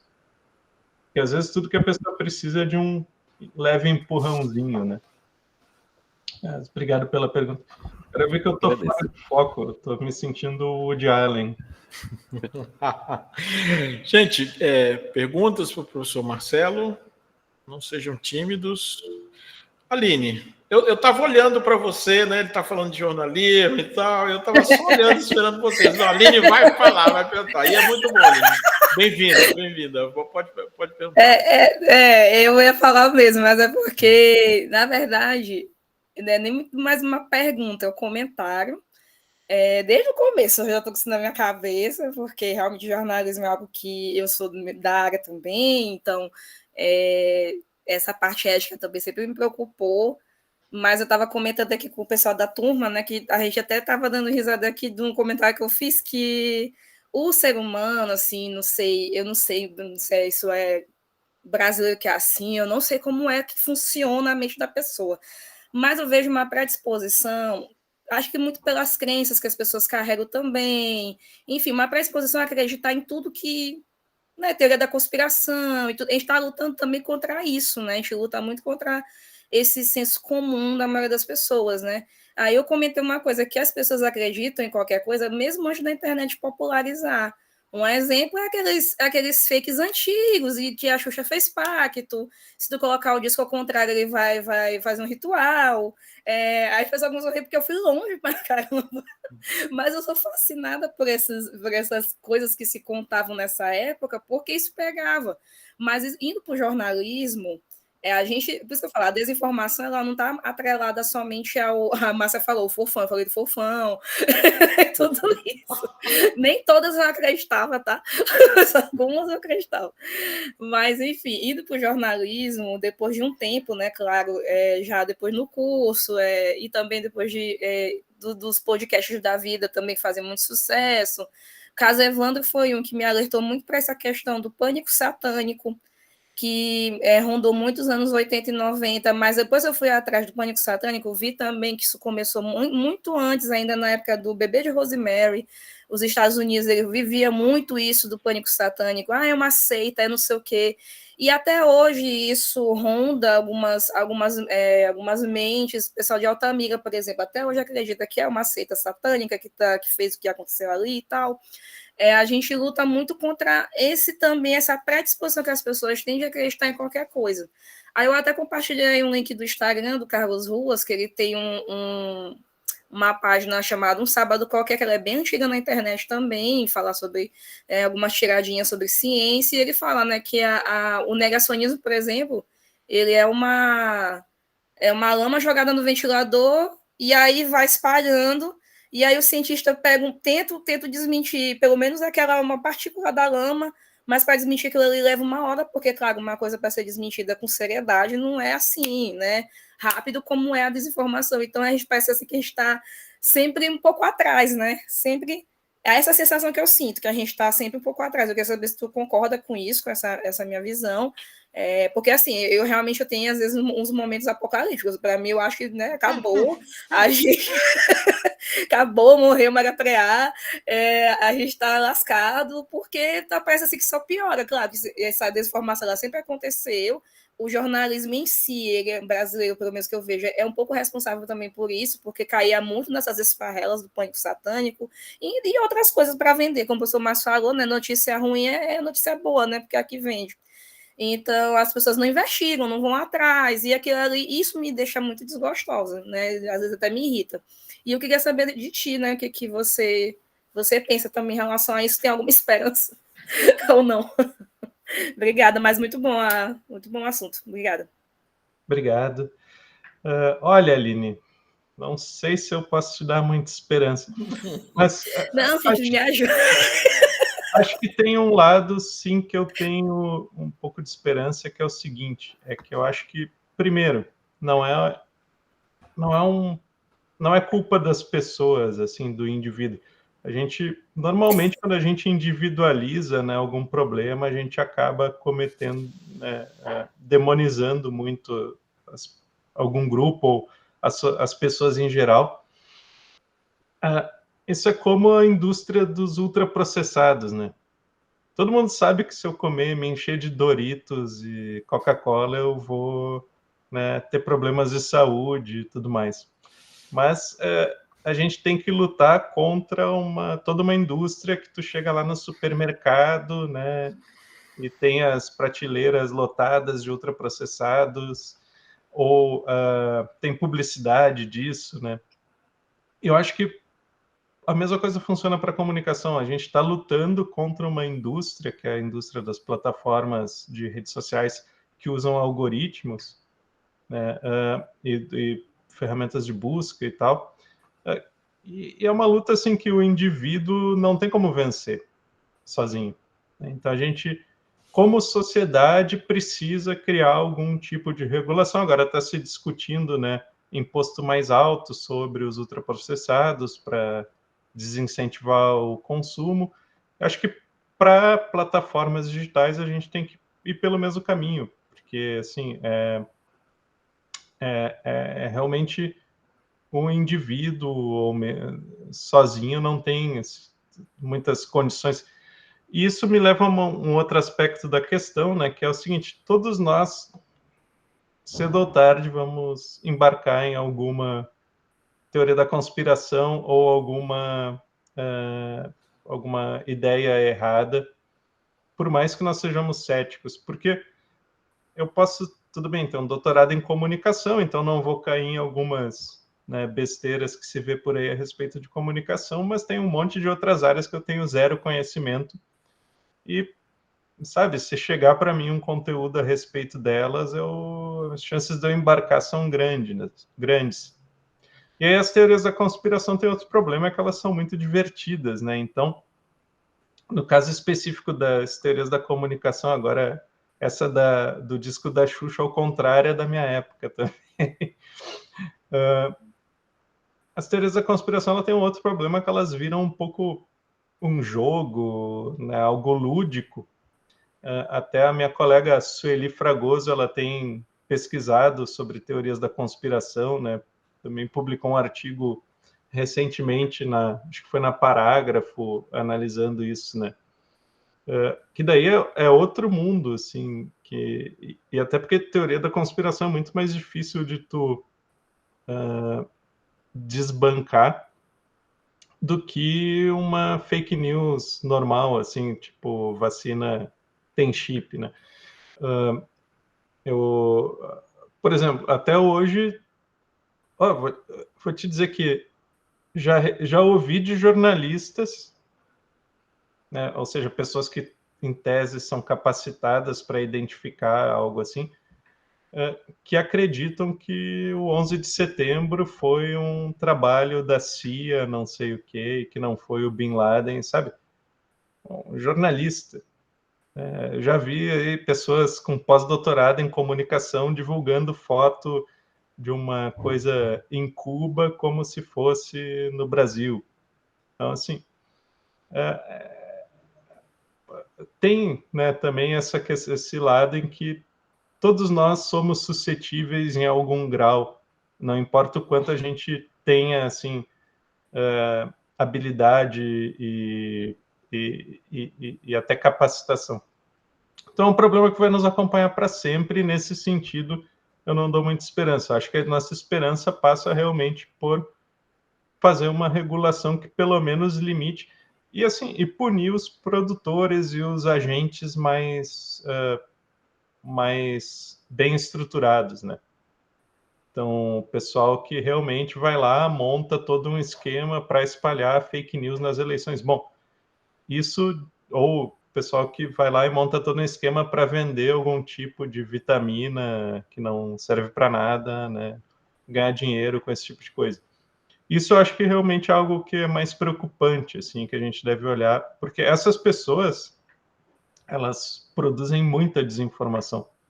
E assim, o tio e a tia, meu tio e minha tia, que estão lá no Zap, eles não vão ir lá e criar, né, uma desinformação. Elas precisam receber de alguém algo já pronto, né? Então, e são essas pessoas que passam o dia produzindo isso que a gente tem que realmente ir para cima, assim.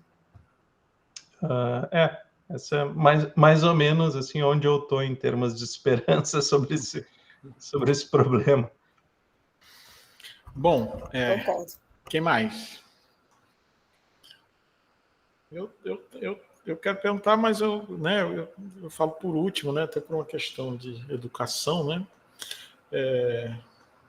Bom, enquanto o pessoal vai pensando, professor, assim, eu sou muito pessimista, tá, em relação a esse tema, né?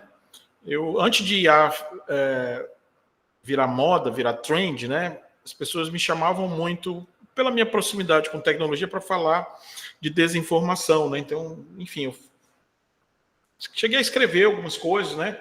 Uma delas no blog lá do Medium, né? Lá no, sei lá, julho 2020, primeiro ano da pandemia, né? E assim, a minha tese é que, primeiro, né, a desinformação, a indústria, né? Não estou falando de erros, enfim, tem várias situações, né? Você mesmo listou várias, né? Mas essa indústria intencional, né, organizada e tal, ela se beneficia, né, muito menos, vamos dizer assim, de inteligência artificial, bot, né? Resumindo a história, né? A desinformação é um problema humano, né? Um problema antigo que ganha escala, né? Acho que como você mesmo falou, no ambiente digital, né? Onde a gente tem, né? Mas assim, o seu tio lá, né? Está recebendo a coisa no WhatsApp, né? Inocentemente ele contribui, né?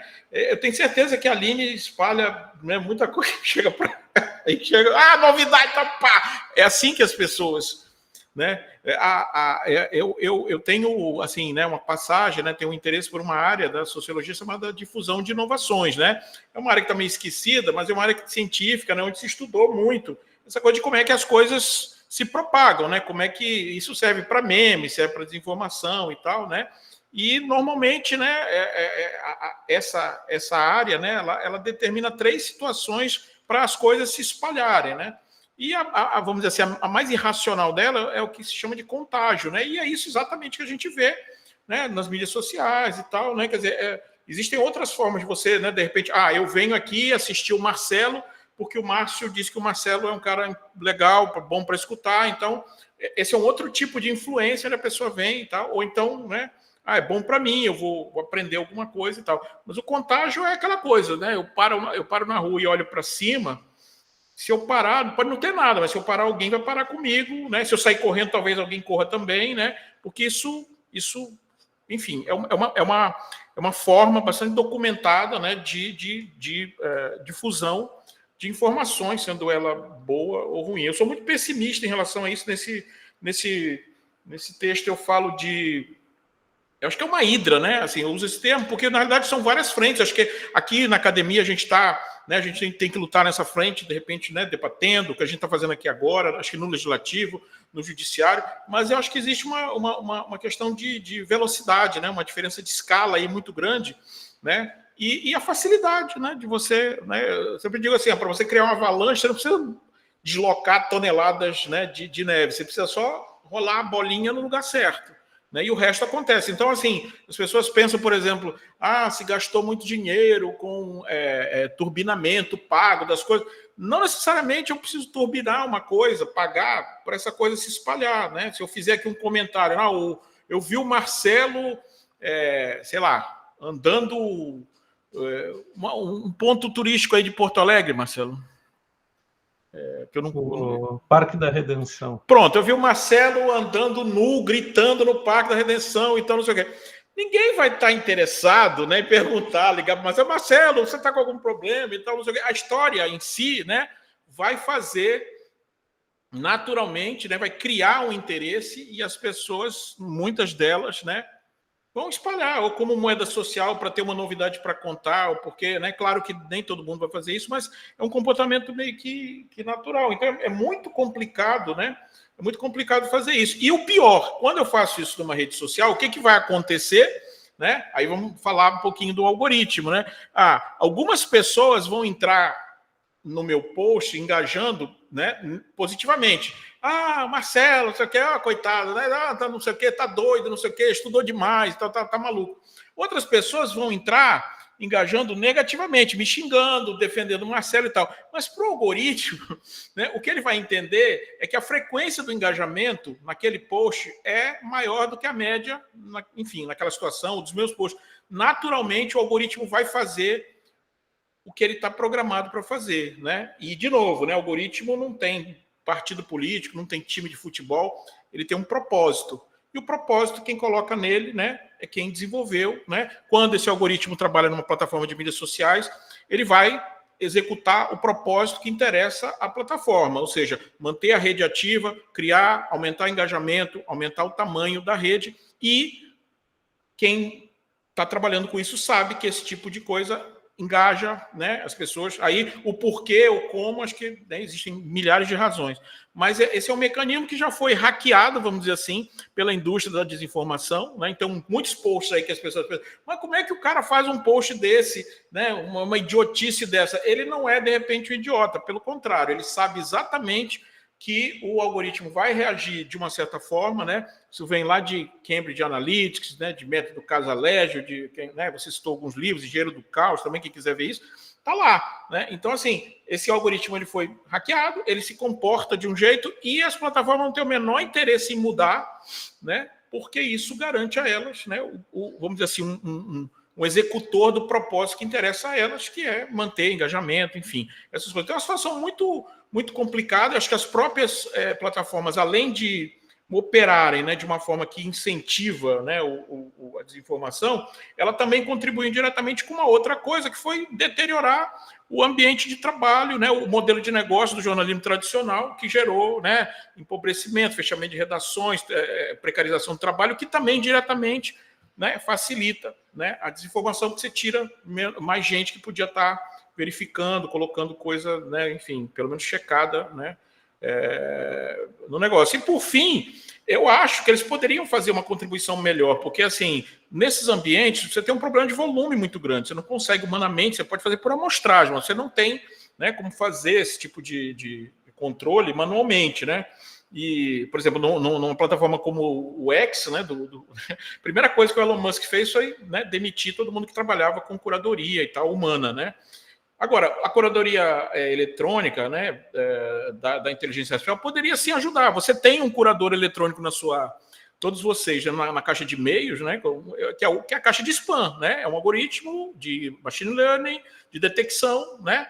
Claro que detectar um spam não tem a mesma complexidade de detectar uma mensagem, né, uma fake news, claro que é uma complexidade muito maior, mas eu imagino hoje que essas plataformas têm bastante conhecimento, né, e condições de, se não criar uma solução, né, pelo menos aperfeiçoar coisas que eles já têm, ou que poderiam desenvolver, para lidar com o lado do volume aí, do Big Data que tem nessa história, porque não dá para fazer, né, não tem jornalista, né, nem empresa de checagem para fazer isso, e nem vai ter, né, do jeito que está. Então, assim, eu estou ficando velho, né, então acho que eu estou ficando um pouco pessimista em relação a isso. Né? Mas quanto mais agora, né, com inteligência artificial, talvez essa preocupação toda, né, em legislar em cima de ChatGPT e AG, né, quando de repente esse algoritmo que eu acabei de escrever, né, que faz, né, que entende, né, que engajamento, né, que frequência é o que ele precisa e joga e mostra aquela porcaria para mais gente.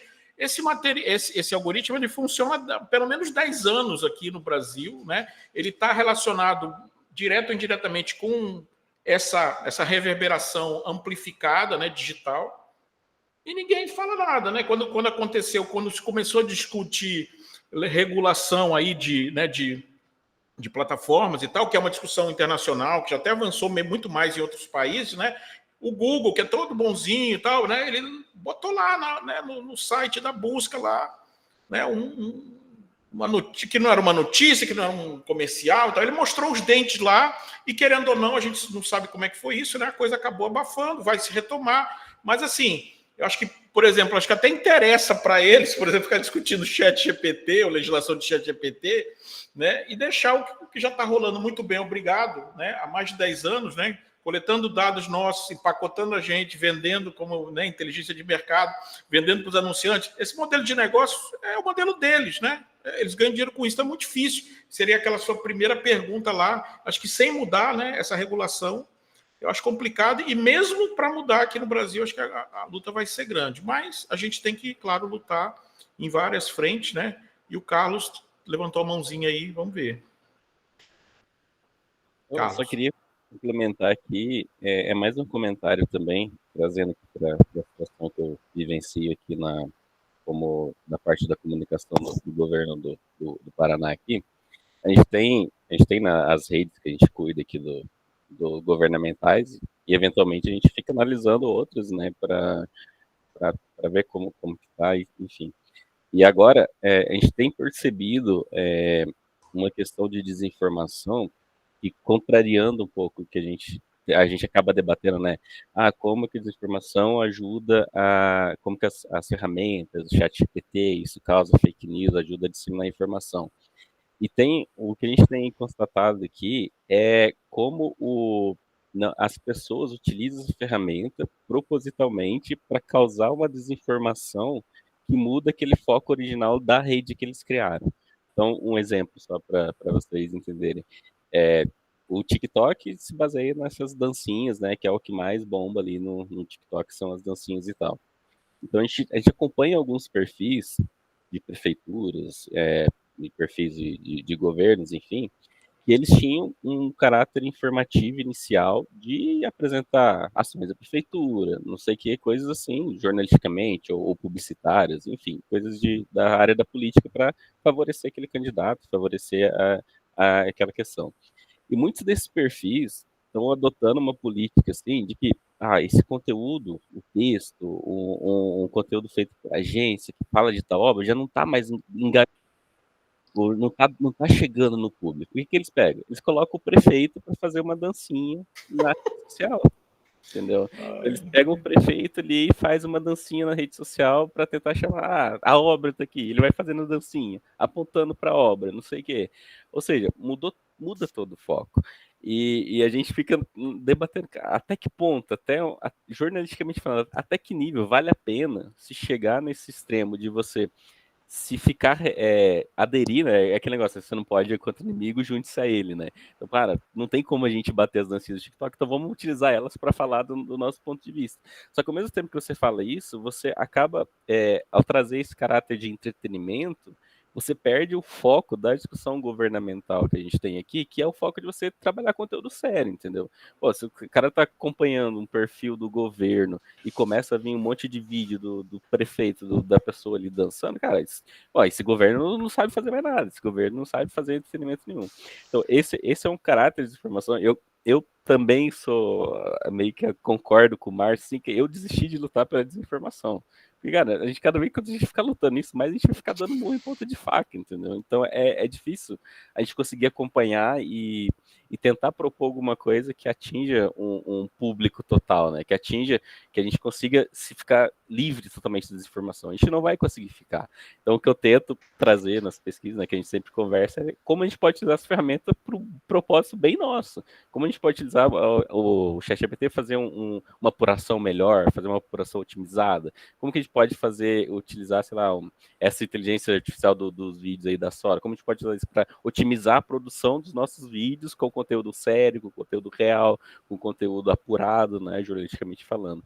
Mas essa questão essa desinformação proposital para causar engajamento, eu acho que é o que a gente tem visto que tem preocupado um pouco mais nessa nossa área de política, digamos assim, onde deveria trabalhar um conteúdo mais sério, um conteúdo mais focado e está tendenciando-se para atrair o jovem, está utilizando uma linguagem de jovem que não é para um conteúdo que não encaixa aquele conteúdo naquele jeito, assim. Isso é só um das percepções assim, que eu fui lembrando quando a gente está conversando. Eu acho, Marciano, que também tem aquela coisa que é uma mudança até cultural nas redações, que elas estão, vamos dizer assim, assumindo, né? Claro que isso tem um nome feio, que é o jornalismo caça-clique, né? Mas, de uma certa forma, está havendo uma transição para que, né, isso em nome do monitoramento, do analytics, até do jornalismo guiado por dados, né, que não nasceu para enganar as pessoas, pelo contrário, né, para trazer, enfim, operar né, de uma forma mais precisa, né? Você vê essa mudança por várias razões também, né? Mas você tem, né, redações hoje operando com essa prioridade do engajamento, né? Que nada mais é do que o modelo da plataforma de mídias sociais, o mesmo, enfim, o mesmo tipo de modus operandi, mas isso já internalizado ou sendo internalizado devagarzinho dentro da redação jornalística, né, ou da atividade jornalística. Isso é complicado, porque eu sempre digo assim para os meus alunos, né, porque eu preciso, né, imagina, eu dou aula de web e jornalismo, viu, Aline? Imagina, eu estou formando gente, né, agora que vai para para essa selva. Eu sempre digo, por exemplo, a vida de jornalista nunca foi fácil, nem agora, mas agora está mais complicado, assim, para a pessoa entender onde é que ela está, o que ela tem que fazer, qual é o papel dela, está muito confuso, né? Assim, principalmente no caso como professor, né? Falo isso, e você explicar isso, porque se eu abrir a boca lá para eu despejar neles o que eu penso disso tudo, o cara vai largar o curso, né? Porque ele vai dizer, eu estou me metindo numa fria. Mas a verdade é essa, que você vê, né, algumas redações incorporando essa lógica do caça-clique, não com esse nome, né? Maquiado, analítico, não sei o quê, dados, barará, mas isso está influenciando, e de uma certa forma, né? É aquela coisa, eu sempre digo isso eu falei isso para muita gente, os caras da televisão lá, né? De empresa grande, fiz palestra lá, os caras...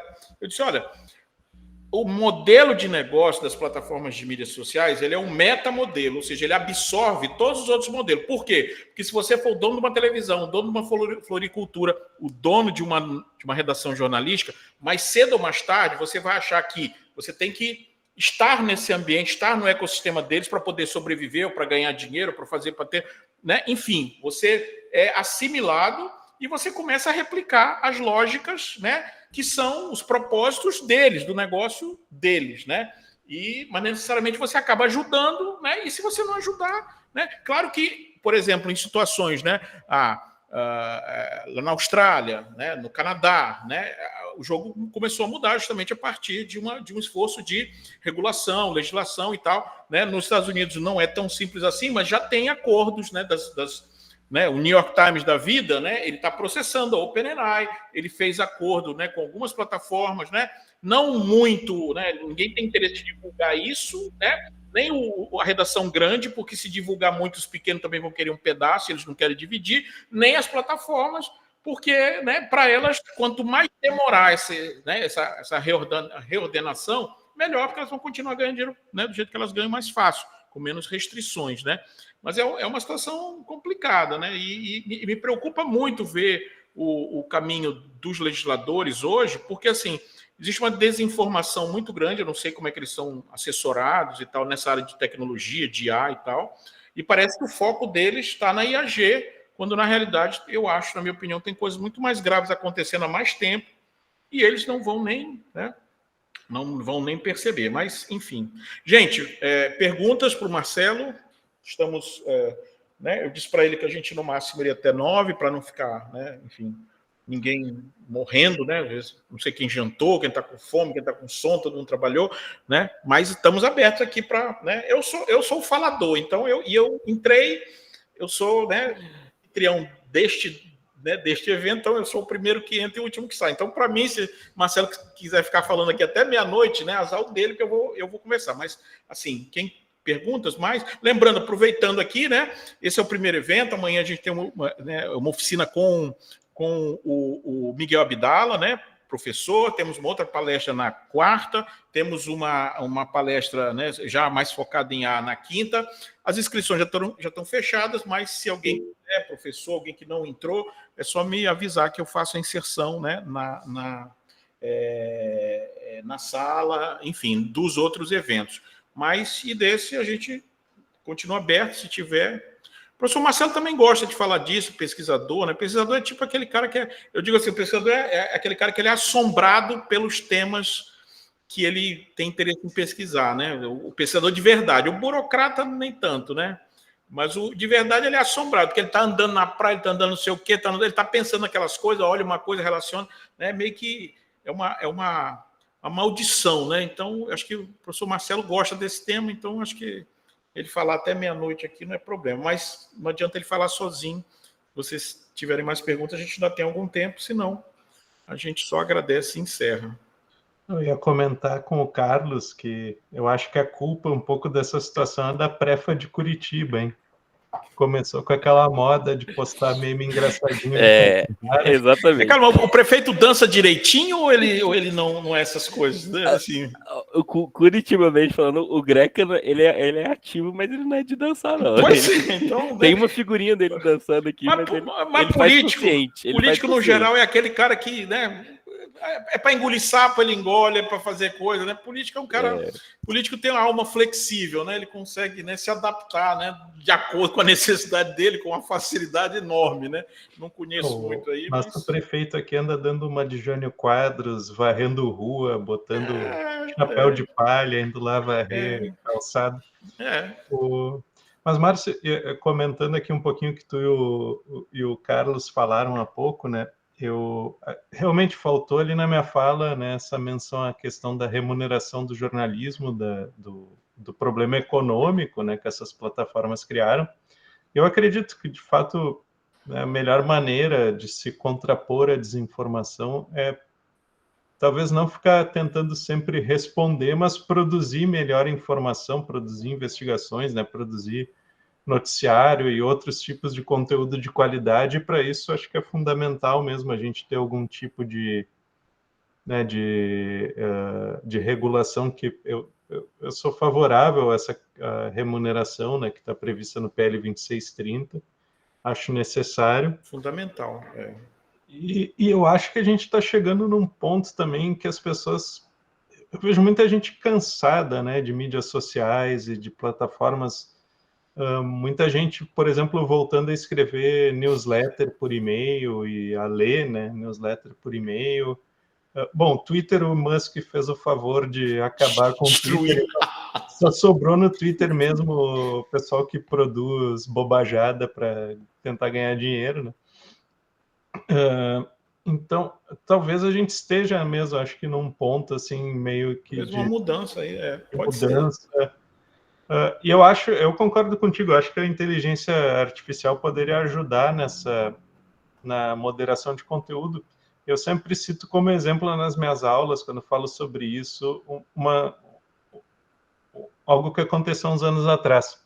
Não sei se vocês lembram que o Facebook criou um segmento de publicidade, então tu podia ir lá e botar, eu quero direcionar anúncios para antissemitas, né, pessoas que odeiam judeus. Supostamente, o algoritmo criou isso automaticamente, deveria ter alguma supervisão humana que tivesse, né, eliminado esse segmento de público, mas a supervisão humana falhou, e a ProPublica foi lá e fez vários anúncios direcionados, né, a antissemitas, fez uma reportagem e denunciou isso. E daí eu sempre digo, olha só, se eles conseguem criar um segmento de público de antissemitas, então eles obviamente são capazes de identificar pessoas que são antissemitas, né, e excluir essas pessoas da plataforma. Não fazem isso porque não querem, não é interesse econômico. Claro, né? claro. Então, a tecnologia permite, claro que vai ter um excesso ou outro, algum mal entendido, mas isso também tu pode resolver depois, né? A pessoa faz lá um pedido de reconsideração. E o Marcos, desculpa, o Carlos falando me lembrou um pouco na questão aí do TikTok, né? Me lembrou o McLuhan, né, que dizia que o meio é a mensagem. Então, quando tu passa por uma plataforma como o TikTok, tu acaba tendo que se adequar à linguagem do TikTok. Né?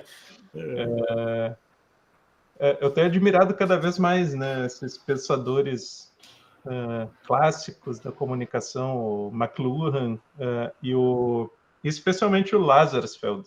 né, que criou a noção de comunicação em 2 etapas, né, two-step flow, e foi um dos fundadores da pesquisa em comunicação, e eu acho que até hoje, assim, cada vez mais enxergo two-step flow em quase tudo. Então, quando a gente está falando de desinformação, no fim das contas, tu faz uma checagem, tu distribui por aí, mas muito pouca gente vai ter contato ou levar a sério, ou ler, ou, né, corrigir suas crenças. Agora, se tu coloca algum líder de opinião, né, para aquele grupo específico, e convence essa pessoa de que aquela crença está equivocada, essa pessoa vai ter muito mais capacidade de, né, espalhar a correção para os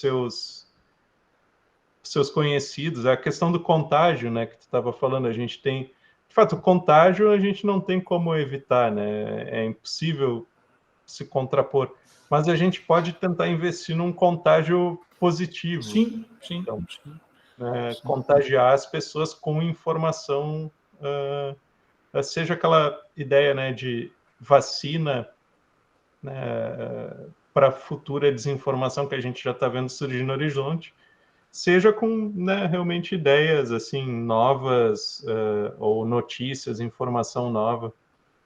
Então, eu realmente tenho admirado cada vez mais assim esses pensadores mais clássicos. Eu acho que muitos merecem, né? O caso do McLuhan, com certeza, merece uma releitura. Agora, o que eu sei aqui desse debate é o seguinte: enquanto eu estiver na coordenação, nós não vamos usar TikTok, né, para comunicação do PPG Pro, porque eu não tenho como, né? Eu faço o que for necessário pelo programa, né? Estou interessado, né? Estou trabalhando nisso. Mas, assim, esperem eu sair da coordenação e quem quiser, né? Os discentes aí, docentes, né? Quiserem criar um canal no TikTok, por enquanto a gente tem site, YouTube, né? E tá bom, né? Esse material estamos gravando. Inclusive, acho que eu vou parar de gravar agora, porque acho que já tá bom, né? A gente vai colocar no nosso canal do PPG Comprou no YouTube, mas TikTok acho que não vai dar para mim. Então, na minha gestão, eu não gostaria de operar com essa plataforma pelo que ela exige, né? Do interessado em comunicar. Mas, gente, o que mais? Encerramos, estamos bem. Espero que tenha sido bom para todo mundo. Aline? Você é aquela que todo mundo detesta, que faz pergunta no final da aula. Não, mas eu queria comentar também essa questão das plataformas da gente aderir, né? Como o Carlos estava falando. Na verdade, eu sou uma pessoa muito assim, me considero uma pessoa de mente aberta para essas coisas, porque desde a época da Prefeitura de Curitiba, que fez sucesso no Facebook, eu tinha muito colega que criticava, e eu achava sensacional a comunicação deles, assim, eu achava a deles e a de uma página que é de um cemitério, assim, mas é porque eu acho, assim, muita inteligência você lidar com conteúdo que eu não saberia vender um conteúdo de uma forma... para a rede social de um cemitério, por exemplo.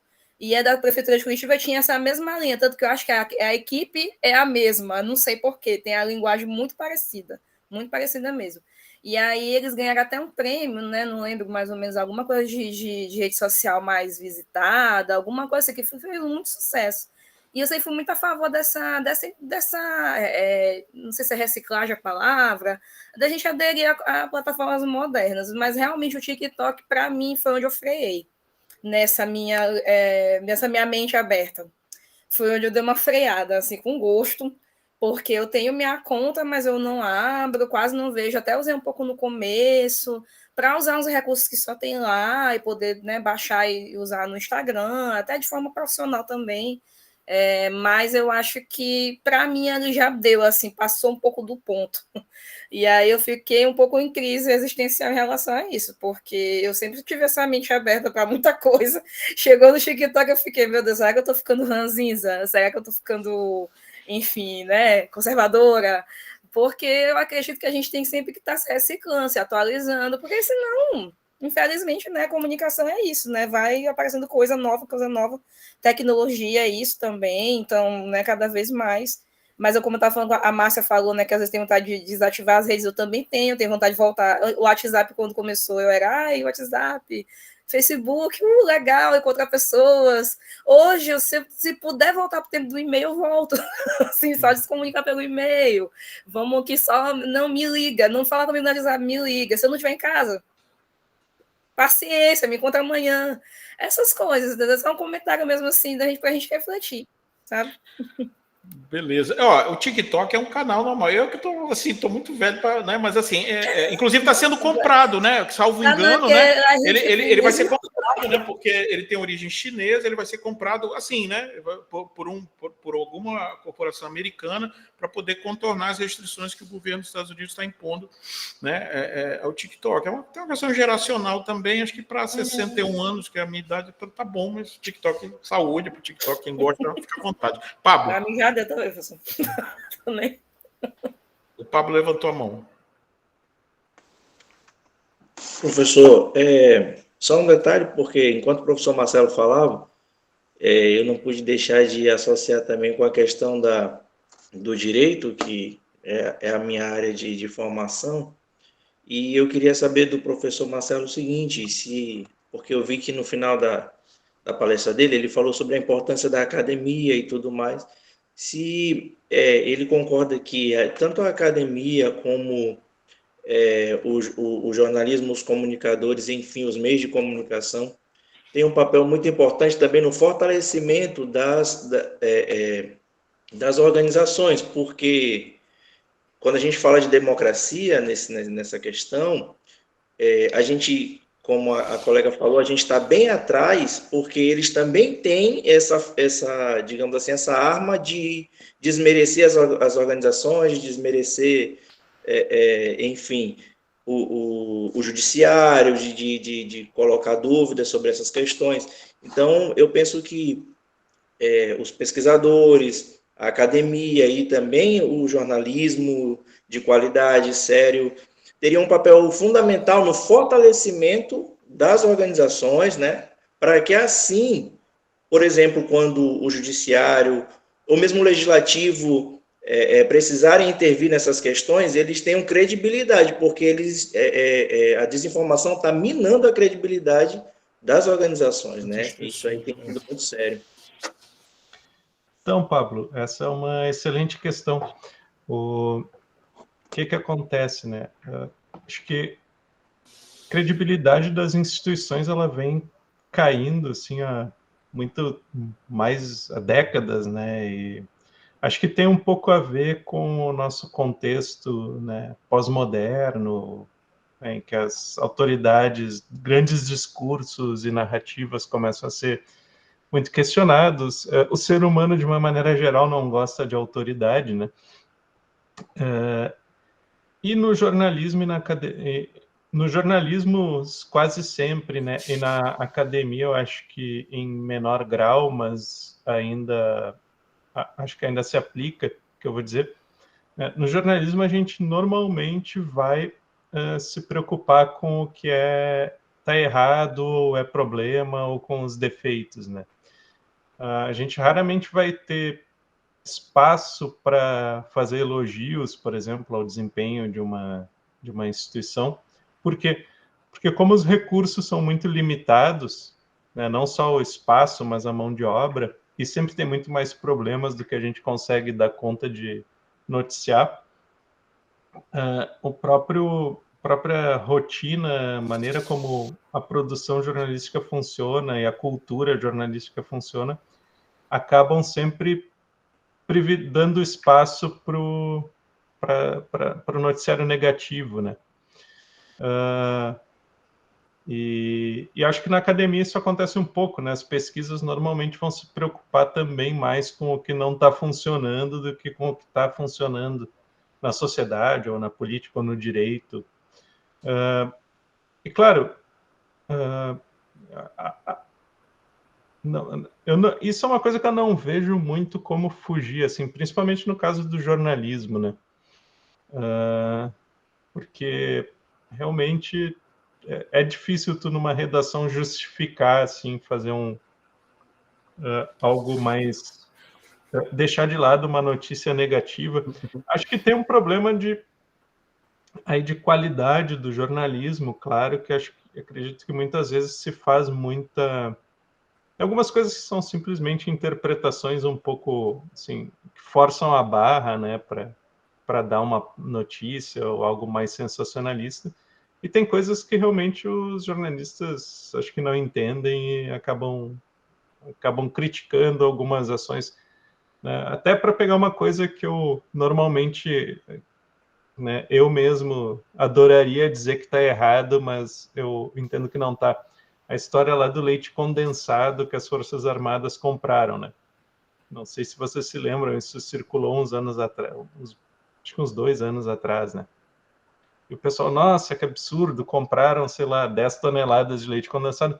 Mas olha a quantidade de soldados, né, pessoas que comem todo dia nos ranchos dos quartéis, aquela quantidade de leite condensado não é nada, né? E tudo bem, a gente pode até debater se o soldado lá tem direito a comer um brigadeiro, né, de sobremesa, mas ou outras coisas que se faz com leite condensado, mas é o tipo da coisa que não, sabe, não contribuiu em nada em termos de informação do cidadão. Era tudo bem uma pauta muito boa, né? Tanto que viralizou. Mas então esse tipo de coisa que eu acho que às vezes o jornalismo faz, que de fato daí eu considero quase um erro, né? Porque tu dá uma interpretação que é tão fora, né? Tão sem ponderação, que acaba, né, criando uma situação lá que de fato não existe. E na academia, né, eu acho que as pessoas acabam também pegando os resultados da pesquisa e lendo como elas querem, divulgando como elas querem, quando a maioria das pesquisas costuma até assim ser muito cuidadosa na hora de fazer críticas, né? Sempre com muitas ponderações, mas aí... E aí eu acho que entra uma outra coisa que, né, que até tem a ver com as teorias da conspiração antes, né, que a Aline estava comentando. As pessoas, muitas das pessoas que embarcam nisso, elas usam o método científico, né, se apropriam do método científico, mas de uma maneira muito superficial. Então, o cara chega, não, porque tu tem que fazer tua própria pesquisa, tu tem que estudar e se informar sobre a vacina para chegar às tuas próprias conclusões e não só acreditar no que, né, os médicos estão dizendo. Então, uma coisa que, em princípio, até seria saudável, que é a pessoa ser cética, né, acaba saindo pela culatra, porque as pessoas, elas não querem ser céticas, elas querem questionar, mas, ao mesmo tempo, elas não têm os recursos necessários para fazer um questionamento embasado, né, e acabam chegando a umas conclusões, né, bem equivocadas. Então, esse é outro problema que alimenta muito nas teorias da conspiração. O cara vai lá e começa a ver um monte de vínculos e ligações entre fatos que não tem nada a ver entre si, né? E divulga isso. Então, enfim, não sei se eu respondi aí para ti, mas é um pouco nesse sentido. Gente, eu acho que começamos 7:05, 9:05. Queria agradecer muito ao professor Marcelo, né, pela aula, pelo debate. Queria agradecer a todos que estão conosco até agora, né, oportunidade de revê-los, né, alguns que eu vejo com menos frequência, né. Bem-vindos de novo a todos e todas, né, no semestre 2024-1. Vamos para frente. Esse é o último ano de sucupira, né, Rita? De avaliação, de coisa, né? O mantra que todo coordenador fala: atualizem seus lados, por favor, né? Discentes, docentes e tal. Esse é o mantra, infelizmente, que a gente tem que dizer, tá? Eu vou terminando aqui a gravação, né? Marcelo, se você quiser fazer algumas suas considerações, enfim, fique à vontade, né? E, né, queria realmente agradecer a todos, né, por estarem aqui conosco, né? E acho que o debate, enfim, o tema é um tema complicado, né? Que a gente poderia falar, né? Fazer um curso aqui sobre isso, né? Mas acho que hoje, pelo menos, foi bem bom para a gente começar o nosso semestre. Marcelo, se você quiser, enfim, falar alguma coisa, concluir. Eu gostaria de agradecer o Márcio